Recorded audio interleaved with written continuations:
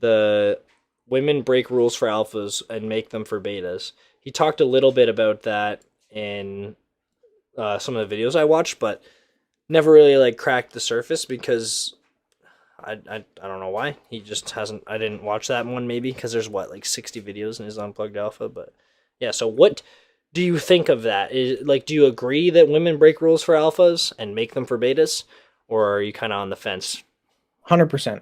I 100% agree with that. I think it goes hand in hand with the genuine burning desire. Like if someone has the desire to be a part of your life, they're going to break rules and make time and shift things around to make time for you and to be available for you. Whereas if they're not interested, it's just you're just kind of a plaything for when they're bored, if that even. So I definitely agree. And even from personal experience, like people who I've interacted with who aren't into me make rules, and people who Mm. genuinely have like this burning desire, they break rules, and it's almost like a weird obsessive type thing that they just want to be in your life, and it's a whole totally different ball game. And once you've experienced it and you know what it's like for someone to break rules and have that kind of burning desire for you, you can spot it from a mile away. Like it's not hard to differentiate, and you almost it becomes easy to set that standard of not allowing yourself to simp or chase people who aren't interested in you and waste your time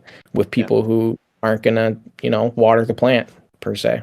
yeah, and he talks a lot about like making sure to hire slow and fire quick, and that definitely like plays into that fact too, or plays into that rule as well, or chapter anyways, because I feel like a lot of people can play uh, dress up, if you will, with their personality for a lot, like at least like 60 days, and then after that, it's kind of you start to see the cracks. So That ties into the whole like 2 year vetting period type thing if you're gonna consider someone seriously. Like it takes years to yeah, see people at their lowest and their highest and get a sense of who they are as a raw human being. And I think that's very important to not jump headfirst into something, and you need to really make sure you know this person.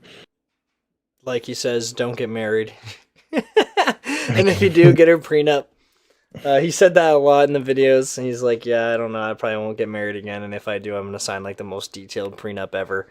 I was like, "Yeah, so sounds good." There's a whole chapter in the book, like why smart men avoid marriage. Yeah, that's the He goes, last chapter. Just don't get married.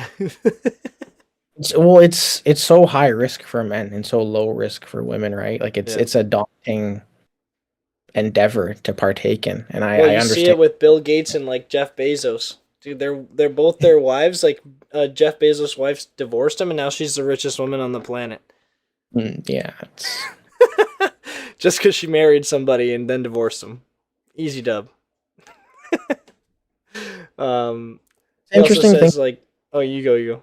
No, like the long-term successful marriages that I've seen where like people stay together, it seems like either the man gives in to the woman and does her bidding or whatever, kind of gets betatization by a thousand Yeah, concessions, kind yeah, of get he's susceptible to that. It's either that or it's the flip side, but it's kind of the tyrant and the slave dynamic where the woman is like literally the slave to the man, and yeah. yeah, that's what I found. I don't think I've ever seen a long-term healthy marriage where it wasn't one of those two kind of more toxic dynamics, which is interesting to think about because everyone wants to get married, but it doesn't seem like it's actually that beneficial to either people's lives in the long run. Yeah, it's like the oldest form of consent, like what Jordan Peterson has touched on, like recently, I guess. Um, but that's how you used to give away your.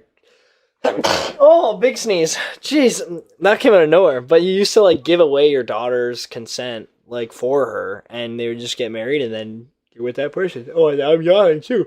What is my body doing? Well, it Um, was transactional. It was like a business yeah, yeah. transaction. Like here, my family's rich. Your family's rich.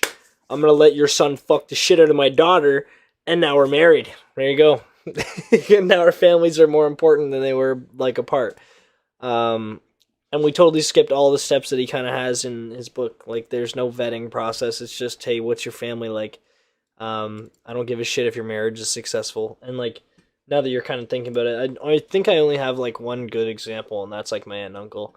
Um, because they both kind of like they both play their part and they always have, as far as I know. There's probably like family secrets that I don't know, but um, Yeah. like real deep personal shit. But When it works, it's beautiful, but it's so yeah, exceedingly and rare that they were married at like 18, and he was like 18. Or sorry, he was like 20, and she was like 18. So mm, it's like first, it's like the one itis, right? Like if you want that's to kind of talk about like that, a situation. He just got it right the first time, yeah. as right as you can get it. Yeah, he had like those love dog eyes or whatever the dog eyes. He was like, yeah, I'm totally in, bro. Puppy eyes. There you go. Dog eyes. What the fuck?